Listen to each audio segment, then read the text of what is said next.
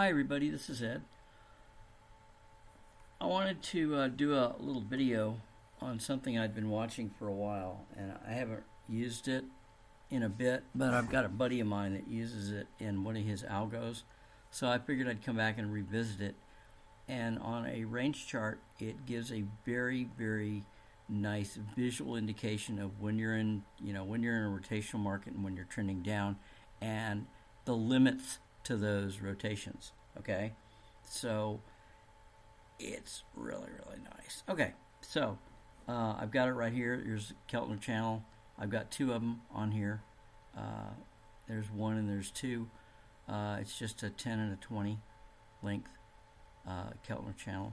So as you can see, number one, the trend is down, right? Because the Keltner channels are down. The trend is down. Here's today's low.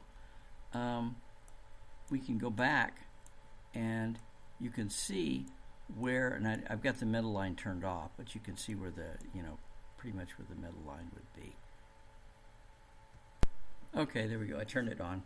I turned the middle line on so you can kind of get an idea of what's going on.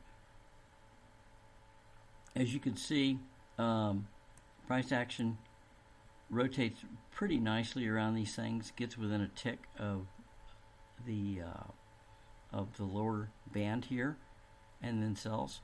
Comes down here, goes up here, rotates around, chops around the middle band, okay, and then comes back down, okay. So you're long, you would flip when this thing turns over. You wait for the pullback there and you flip it, and you just flip short, and you're down into this area here, and then you're just looking for pullbacks. There's another pullback there for a short, and when the short's extreme, you can see how it's trading outside of that Keltner channel, okay, either to the upside or the downside, obviously down. So it's trading to that guy. So if you'd have taken a short there, 6702, 6701, down here, that's 6679, that's 80 points. It's 80. So you're looking at, 20 points, okay? 20 points, $1,000 a contract. There's just one move here, and that's just one. Turns back around, comes back in the channel, starts to go back out, comes back into the center line. But you'll see that it's pretty much hugging the center line because this thing is pretty much straight down. Okay, now over here you'll notice when it's starting to, it comes up, right? You're coming up here, and then coming down here, you can see the trend change.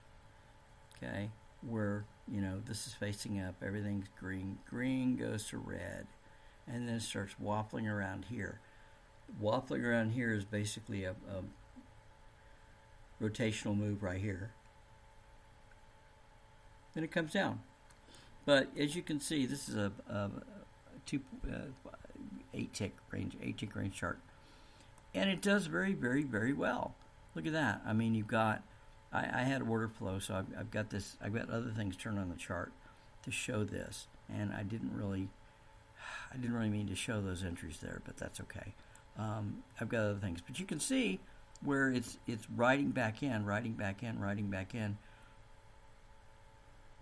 As soon as it goes outside, it comes back in.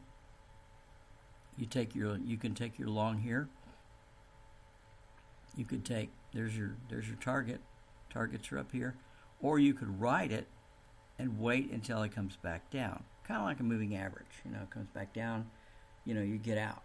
So, you're looking at, that one was that was 120 some ticks. I mean, you're looking at 180 to 100 ticks right there. Nice little move, and you know what it's going to do, right?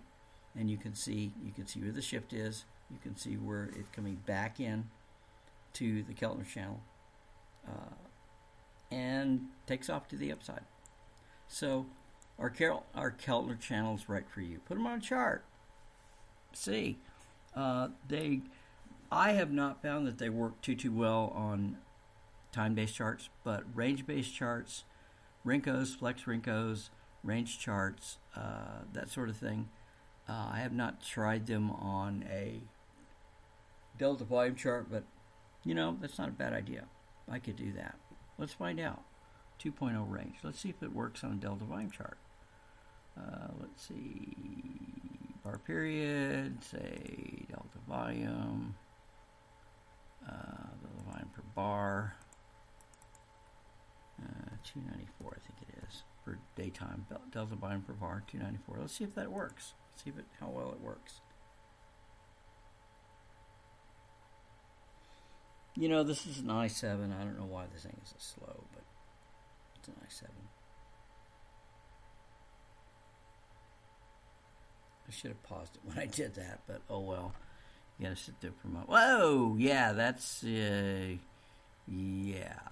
not real pretty.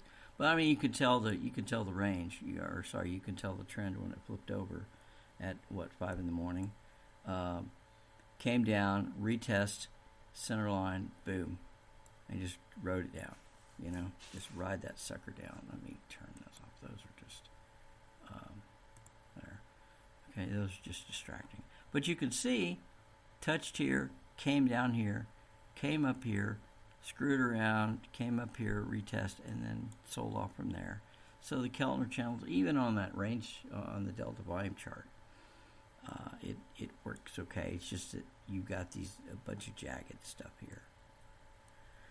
But you can certainly tell the range. Okay, now it was squeezing. Okay, it's starting to squeeze here a little bit. Now the range is starting to open up. This is down. Trend is still down. Look at the middle line. Trend is still down. Trend was up here and it just popped up here, and then you had a chance to go long here, and then short it. So we'll see how the day works out. I like the range charts better, but they smooth that price action out. But you can put this on a range or delta volume chart, or let's see if I can put it on there. This is a Flex Renko chart. It'll take a second here.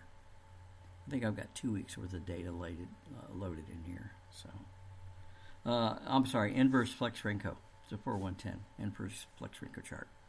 See how this works. See how it lays it out. Keltner channels are very, very handy.